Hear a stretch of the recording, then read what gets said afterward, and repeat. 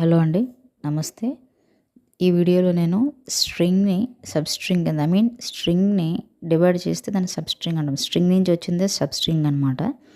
దాన్ని డివైడ్ చేసి దాంట్లోని మనం లెటర్స్‌ని ఎలా క్యాపిటలైజ్ చేయాలో చెప్తాను. అంటే 2 అప్పర్ కేస్ మెథడ్ మొన్న చెప్పాను కదా! ఇదేంటంటే అది ఓన్లీ 2 అప్పర్ కేస్ డైరెక్ట్‌గా మనం ఇచ్చిన దాన్ని మోడిఫై చేస్తాం. దీంట్లోనైతే అలా కాదు. నాకు పర్టిక్యులర్ ఇండెక్స్ అంటే ఏ ప్లేస్‌లో నాకు మోడిఫై అవ్వాలి, ఏ ప్లేస్‌లో నాకు క్యాపిటల్ లెటర్స్ రావాలో ఇక్కడికి మనం మెన్షన్ చేస్తాం అనమాట. దాన్ని ఫాలో అయ్యి మనకి ప్రోగ్రామ్ చేస్తాం అనమాట. అంటే ఇప్పుడు ఏదైనా అంటే దీనిలో 2 టైప్స్ ఉంటాయి.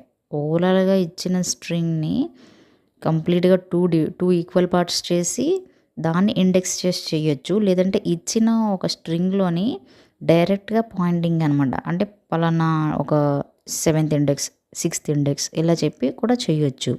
అయితే నేను ఇందులో సెకండ్ మెథడ్ ఫాలో అవుతున్నాను అనమాట. ఆ సెకండ్ మెథడ్ చెప్తున్నాను.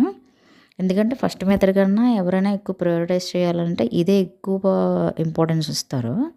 సో, అందుకే ఇది చెప్తున్నాను. ఇక్కడ చూసుకుంటే డ్రైవర్ క్లాస్‌లోనే డైరెక్ట్‌గా అన్నీ మెన్షన్ చేసేసాము. చేసేస్తే స్ట్రింగ్ ఎస్‌టిఆర్ తెలిసిందే కదా!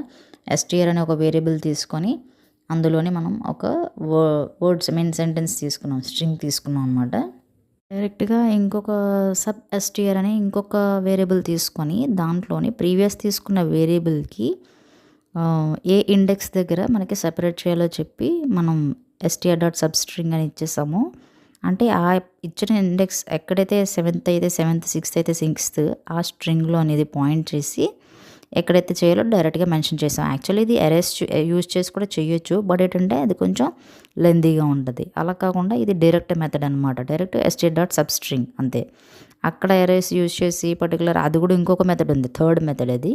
బట్ ఇదేంటంటే కొంచెం ఈజీ వే అనమాట. ఎస్‌టిఆర్ డాట్ సబ్‌స్ట్రింగ్ అంటే. సో, ఇక్కడ చూసుకుంటే పాయింటింగ్ 7th ఇండెక్స్ కదా! అక్కడ ఏముంటుంది? రాజా, మోహన్ అన్నాం కదా! RAJARA అక్కడ వరకు వచ్చేసి ఆగిపోతుంది. ఎగ్జిక్యూట్ చేయగానే డైరెక్ట్‌గా మీకు 7th ఇండెక్స్ దగ్గర రిమైనింగ్ లెటర్స్ ఏమున్నాయో క్యాపిటలైజ్‌లో వచ్చేస్తుందన్నమాట. క్యాపిటల్ లెటర్‌లో వచ్చేస్తుంది. MOHA అని చెప్పేసి అది డివైడ్ చేసేసిన తర్వాత. సో, ఇప్పుడు ఏమవుతుందంటే MOHA అని అప్పర్ కేస్‌లో ఇస్తుంది. ఇక్కడ చూస్తున్నారు కదా! అలాగా. సో, ఇక్కడ చూస్తే ఏంటవుతుందంటే మనం ఇక్కడ ప్రింట్‌లోని సబ్ ఎస్‌టిఆర్ ఇచ్చాం. ఎస్‌టిఆర్ ఇవ్వలేదు. సబ్ ఎస్‌టిఆర్ ఇచ్చాం ఎందుకు? మనకు only upper case letters print అవ్వాలి కాబట్టి. లోవర్ కేస్ లెటర్స్ మనకొద్దు. సో, అది మాత్రం చాలా నోట్ చేసుకోవాలన్నమాట. ఎస్‌టిఆర్ ప్రింట్ చేస్తే మళ్ళీ లోవర్ కేస్ లెటర్స్ వస్తాయి. స్ట్రింగ్ అండ్ సబ్‌స్ట్రింగ్‌లోని డిఫరెంట్ మోడల్స్ ఉన్నాయి. అంటే మొన్న చెప్పాను కదా! డూప్లికేట్స్ మనం రిమూవ్ చేసాం కదా! అదే మోడల్ స్ట్రింగ్‌ని సబ్‌స్ట్రింగ్ చేసి ఏదైతే మనకి రిమూవ్ చేయాలో అలా కూడా చేయొచ్చనమాట. డిఫరెంట్ మోడల్స్ అనమాట.